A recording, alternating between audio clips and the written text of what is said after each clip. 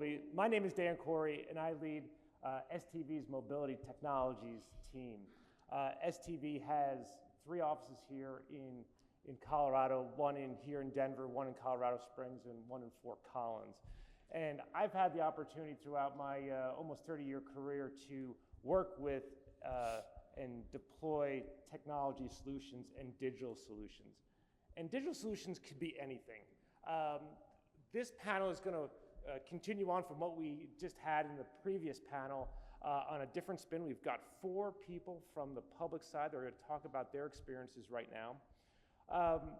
Let me show of hands real fast. Those who know me, when I present, I need to have some movement from the audience outside. So you all who are looking down at your phones right now, you will be participating. So I'll make sure that everyone has something good to do. So first of all, round of hands. How many people here are from the public side? Good mix. And obviously the private side? Who came here for free lunch? There you go. All right, so one of the things that we like on the digital innovation side from our company is looking at how we can get data to help everyone both in the public or the private side. As an example, we can go out and LiDAR scan the roadways. This is above the road, not under, which we were talking about in the previous group, to understand from right-of-way to right-of-way line what we have in the city. We'll take Denver as the example. Are our sidewalks good? Do they need to be repaired? Are there signs missing? Are there cracks? Are there things that we need to address? And how do we start layering on that information digitally as we move forward? We also work with FHWA on what's called their digital infrastructure program as we're looking to link states' information together. So it all comes down to, I think the last session mentioned it, is the user. How is the user using this information? That's what we all need to be thinking about at the end, is how are we helping that end user? So we work with the Federal Highway Administration to do that, so as whether it's a trucker or just someone else moving around on the roadways can have that seamless experience. So today we have 4 guests, and what I'm going to do, I'm going to ask them each to first just introduce themselves, give us your name, give us where you work, and because we're here in Colorado, tell me your favorite place either in Denver or in the state that you like to visit. And we'll start off. Go ahead, Matt. Okay. I'm Matthew Horde. I'm the Executive Director for the High Plains Library District. So we're one of the largest landmass library districts in the state. We cover about 4,000 square miles. We're up in Weld County, and actually even have a chunk of Boulder County as well. We have the Erie side of Boulder. Or the Boulder side of Erie, excuse me. My favorite place to visit, I'd have to say it's a toss-up between Estes Park and Steamboat. What do you like about each? It usually means a vacation, so that's and it's just great places to be, especially this time of year. Perfect, appreciate that. Anna, how about you? Sure. Anna Bunce, and I raise my hand for both the public and private because while I am the full-time city traffic engineer at the City of Centennial, I, on paper, technically work for Jacobs Centennial as a contract city, so we are the emblematic of the public-private partnership and how that can work out well. And I'm kind of it's between food and shoes for me, so I'm going to say Larimer Square because I can go to Rioja and get some really good food and go to Fluvog and get some really good shoes, and maybe Ginger and Baker up in Fort Collins for the lemon meringue pie. Very nice. Thank you. Next, Akia. I need to be hanging out with her because some of those are my same favorite places. Good afternoon. Yep, it's afternoon.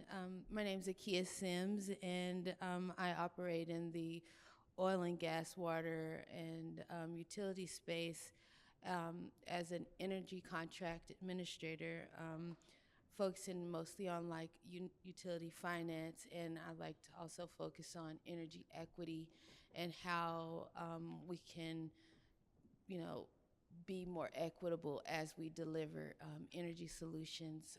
So my favorite places, I would just say in general, is a rooftop anywhere, because I've been here for 2 years and I just love to see the mountains. So the rooftops helped facilitate, daydreaming. So, thank you. Key, appreciate it. Thank you so much. And then finally, Doug, who's going to keep us in line a lot today. Doug. Hi, good morning. Thanks so much for hanging in there with a little bit of delay on what the expectation might be for the delicious lunch that's coming up.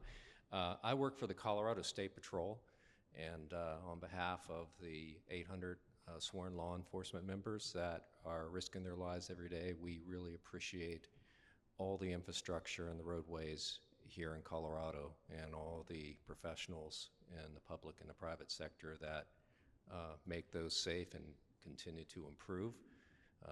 We have 23,000 lane miles in the state of Colorado that our agency is responsible for citizen and visitor safety.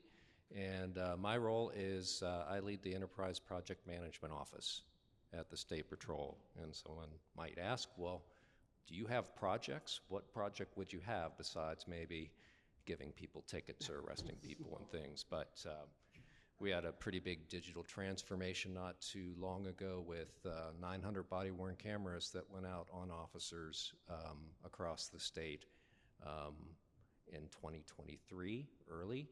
And so that's Internet of Things, very digital, and it's really changing our life quite a bit. Thank you. Appreciate it.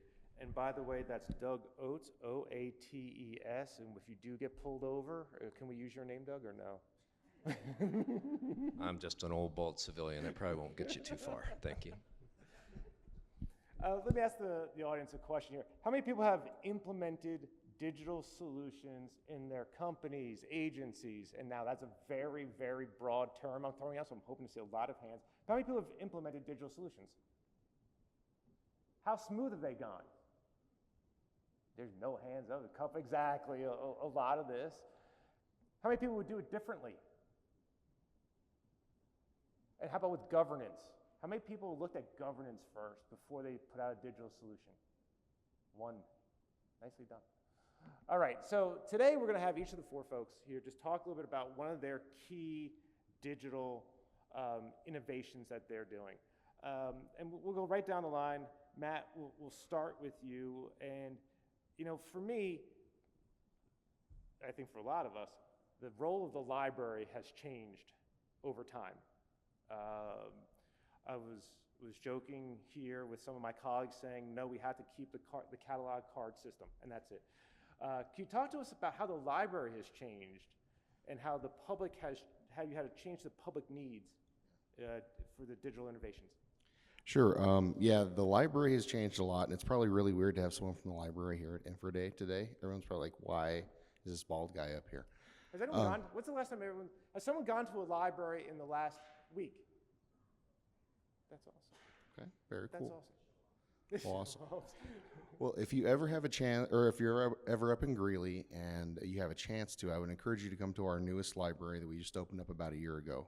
It's called LINC, and it stands for Library Innovation Center.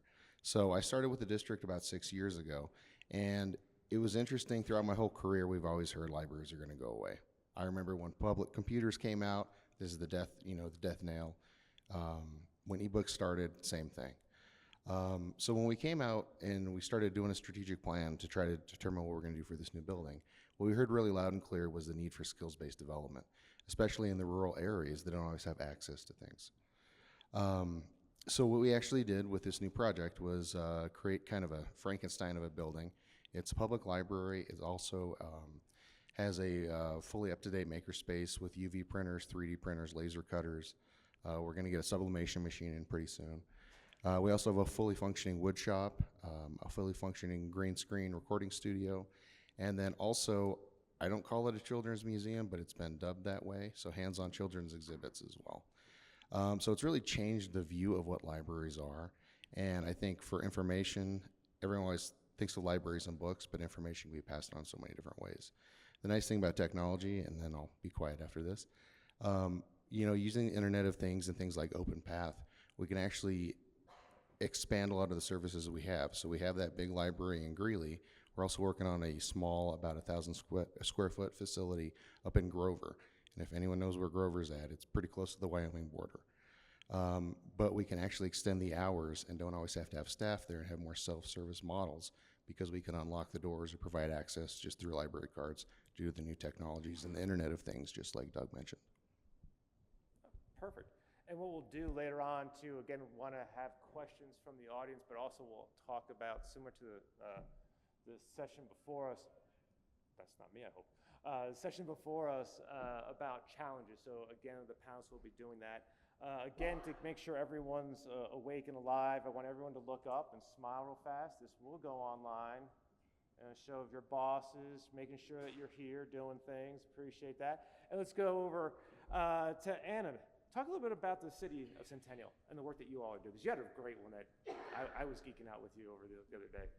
Well, and this will be a surprise to my co-panelists because I missed the prep call, so Dan got the preview.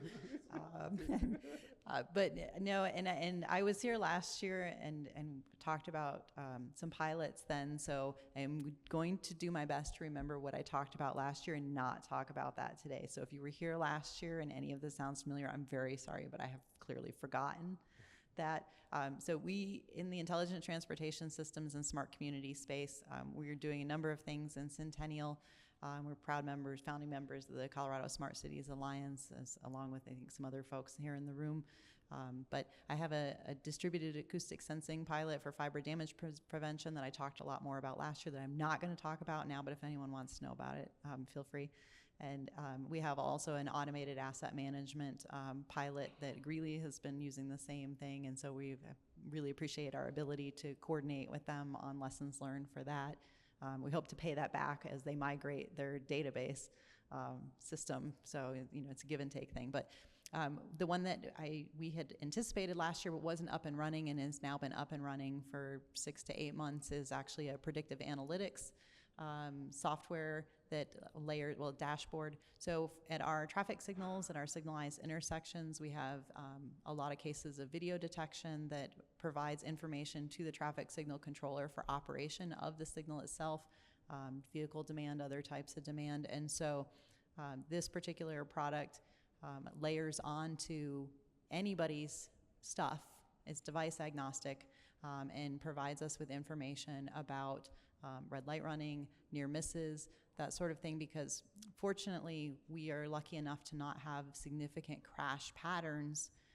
So we don't do so well when we're trying to do safety funding for befores and afters, because our before actually is not too bad. But the possibility of the before is the thing that concerns us. Where do we have the potential to develop crashes, and can we stop that pattern before it even actually happens? So using our existing equipment, there's a lot of folks that provide this type of information when you buy their product, but to take what we already have in place, regardless of manufacturer, and layer this type of analytic on top of it to give us actionable information that can be readily distilled and understood by the public and help us make some capital decisions about where to prioritize our investments and our upgrades and our modifications, either globally or even on a time of day basis, we're hoping will be really helpful for us. So it's looking good so far. Thank you so much. Appreciate that. Okay, how about you? Talk about, and again, you and I were, as we were going through the prep call, about a lot of the energy contract administration and sustainability work that you're doing and how digital innovation plays with that. I would say, from experience and from a show of hands, that digital innovation can tend to get siloed because we don't tend to evaluate the system from just a very simple if-then box flow chart. Everyone just wants to jump in and get going, and then midstream, you're like, hold on, we need to go back and answer those if-thens. So for us, I feel like one thing that's really driving our success with our $82 million energy performance contract, which I think is the largest in Colorado, is the fact that we're doing some really simple things. We're changing out all of the lights at the Denver airport with LED lights. We are changing all the flush valves and all the things, all the MEP things, the mechanical, electrical, and plumbing aspects of the entire airport. And then by virtue of the size, it's given us some really good results. We're already seeing efficiency and reductions, but really that's attributed to the weekly calls, the 2-hour, 4-hour meetings, the agreements to go in and workshop some of our questions, our willingness to bring in stakeholders that, we wouldn't normally think to bring in until further into the process. We're being more engaging with our whole community stakeholder group in order to be more efficient. As we do that, we become more efficient because we are solving more problems. And then, like some other team earlier panel said, we're building that trust relationship with one another to where we're knocking down some of those communication barriers. So now we're starting to see a lot more efficiency in that way as well. Oh, that's perfect. And we need to talk about just some aviation sustainability for vehicles too later on after this. We'd love to. Doug, wrap up with some of the work. I know you had mentioned before body cams. Talk a little bit more about what you all are doing at State Patrol. Sure, thank you. I think we're trying to get a lot smarter about data and information, foundational data. Typically when you're in a command and control environment, you tend to work in your operational vertical, and that can be extremely limiting when you, especially if you talk about the penumbra of big data. But foundational data standards, it may date my age, probably before electricity was invented when I was born, but something called a data dictionary. We have a pretty big vendor, and they looked at me like I had 3 heads when I asked them for a data dictionary. And I was like, I don't care if it's cloud mobile first, but we have a fiduciary responsibility as a law enforcement agency to protect information, whether that's individuals, especially juveniles and other people at risk. And we don't know what that data is. Some of it is publicly available. Some of it is called CJIS, Criminal Justice Information System data, and others would be considered personally identifiable information, PII. And as we're really scaling up, we're going to go from terabytes to petabytes pretty soon, at least in our video data. It's high resolution. A simple traffic stop will generate gigabytes of 720 HD data at 24 frames per second. We have drones now doing crash scene investigations, and I'll wrap up here in 30 seconds or less. You got plenty of time. We still have 10 minutes. But I would say foundational data standards are where it's at for us. If our systems can't interoperate, we're stranded, and we just can't afford to do that anymore as an organization, or even with our partners. And our main partners are, a lot of them are here today: CDOT, the Department of Motor Vehicles, Department of Revenue, and criminal justice partners. And we all have our own lane in terms of specific information, but we also share a lot. So I'd say that's about it for right now. Thank you. No, appreciate it. Thank you. So I've heard a few things here that was very similar with everyone who was speaking, is working with others and stakeholders, and that data that we collect might be good for just our own use, but how else can it be used?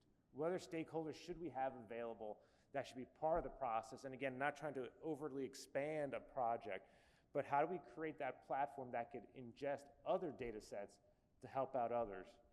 Data standards, I heard, also was another big part. Doug, you had just mentioned that, and Aki, you were also mentioning too how we work together with that. Let me ask the group here outside in the audience, how do people like to share information? Because sharing information with data is very important. Because not only is what you're collecting, but others are collecting, and how you're bringing it together. And sharing that is going to be, as we move forward, bringing cities together, bringing regions together, bringing the state together, bring multiple states together. Those who have done implementation and data, have you looked at has anyone, this is off the record of what we were talking about, so y'all are gonna get a little shocked by this question. How has been sharing data that you've collected or information or policies gone outside of your individual, I don't say silos, so you'll say verticals. How has that worked well? How has that not worked? How would you do it differently? And what would you share out here to those of being able to have that better data sharing for information that you're collecting? Make sense for everyone? Doug, go ahead. I'll take it quick, but the gentleman from Greeley touched upon this. I think for information sharing is we're working on something now with multi-agency partners related to electronic traffic citations. There's a lot of repetitive data entry that takes place, and it's a big jump to light year when you go from forms, which is very much inherently government and approval process oriented, to actually data, not just scan forms into a PDF, but live data fields of intelligence, and that has many uses. So that's one. We're finding our piloting on a small scale, which another presenter had mentioned is a real high value. I think the gentleman from CDOT mentioned that. We're learning so much, and typically a lot of times in law enforcement, it's all or nothing. You know, we're going to go from 0 to full speed in a very short period of time, but there's a lot of risk involved with that in terms of not finding out the unknown unknowns. I would say, just lastly, we found that if we bring in our central IT governance organization, which in the state of Colorado is the Office of Information Technology, so for any vendors out there that are working for state or statewide agencies, understanding their policies, which are out on the web right at the very beginning, is very, very important, because you can fast track through there. It's possible, but you got to go in through the front door. And you know, they have a gating process for governance, and most of the departments need to participate in that. So I think those are three things we found that speeds up our collaborations and sharing. Good. I'll say I had the pleasure of operating as a risk manager at DFW Airport, Dallas-Fort Worth International Airport. And my experience there, I've, accredited into claims law and things like that. And one thing, when you look at how you look at your risk and your data management risk, it's according to the NIST, the National Institute of Science and Technology, it's been shown that some of our largest amount of cyber risk is convenience copies on jump drives. People tend to not understand retention policy, and that goes back to library standards, retention policy, and you have all of these convenience copies hanging around, and then that's how most of the time how our data gets out into the wrong hands.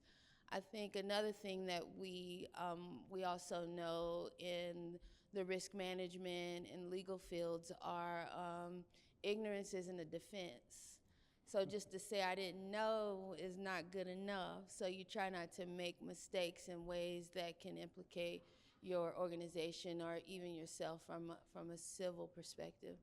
So I would say I think some of the gaps is when we are granted access to information or data sets, that we truly understand the responsibilities that we have when we garner that information and access it, and understand the responsibilities that we don't have and understand who has those responsibilities. I think through that exercise we will begin to get more comfortable with the data that we use. Perfect. Appreciate it. Anna? So obviously for some of our pilots, the information we're getting from the current predictive analytics, law enforcement potentially has, if there are red light runners or near misses or speeding going on, they might like to have that information. So that's a conversation that we're having with our partners. Arapahoe County Sheriff's Office is actually the contracted law enforcement agency for City of Centennial. So that's a different set of IT folks and a different set of policies, even though we're all working for the city. I'm also right now managing a system-to-system project that involves 5 other jurisdictions to try to connect our central signal systems together. I inherited the project. It's been going for like 4 years already, and I've been having this center-to-center conversation personally for at least 20 years now. It seems really simple because we're all running the same central system, but herding the cats and getting everybody on the same page for, well, what do we need and what are we doing with it and how does this benefit the public? Because they don't care if they're driving along a corridor and you're going in and out of jurisdictional boundaries. I mean, that's the goal, but the execution is not simple. So we all want to share, but the mechanisms of figuring out exactly how to do that and where they end and we begin and vice versa is the proof's in the pudding. So we'll see. Ask me next year. Sounds good. And Matt, and then again, we'll go to everyone for the speed round of challenges afterwards. All right. Yeah, for public libraries, especially, well, pretty much everywhere, but in the state, we have a reporting requirement that we actually send data back to the state library, and then it gets aggregated and sent back federally as well. So that's kind of historically how it's been done, but I think, especially for us, oftentimes those are kind of antiquated statistics that don't really mean a lot to anyone. Like annual visits, checkouts of materials, it sounds great, but it doesn't really help us drive decision-making as much. So we've actually been gathering a lot of other data and actually working, we've been testing with Tableau and Power BI to actually put a dashboard together. I just actually saw it fully rendered yesterday, so we'll be working on sharing that here shortly to kind of get that information out publicly. Perfect. All right, 2 minutes left on the home stretch here, team. Let's talk about real fast the challenge, either the greatest challenge you've had or a mitigation that you think would be a good thing to share with the group here. So you can go either way. You can go your biggest challenge or mitigation. And you all look down. Go ahead, Matt. I can go for it. So with the building I mentioned that we just completed about a year ago, our biggest challenge in listening to some of the vendors today, I wish we would have had this in place. We bought an old building. It was actually the former newspaper building. And if you look in either direction from there, you'll notice there was supposed to be an easement, and you're not supposed to build over that easement because there's an alleyway in each direction. We didn't have it properly recorded on any of the documents we had, but when we actually got into planning, we found out that the main sewer line runs east to west under that building. So it took quite a while to work through with the city. We were able to do it. They're great partners, and we were able to make it work with City of Greeley. But that was one of those really freak out moments going, crap, are we going to have to reroute a main sewer line? I don't know if there's enough fall on the property to do that. So I think being able to map those things out and having those tools would have been a great thing about 2.5 years ago. Perfect. Anna. I'd say procurement and balancing the needs of being good stewards of public funds with being able to fail forward. That's a hard message to sell to the elected and management, that we could spend money and have it not work. Short and sweet. Kia? I would say one of our largest challenges is energy storage, battery storage, and I would say that the biggest mitigation is finding out how to keep PII, personal information, out of the hands of artificial intelligence. And Doug, wrapping it up for us. Yeah, I think for us, in our agency and also in our Department of Public Safety, is getting clear on the why and the what.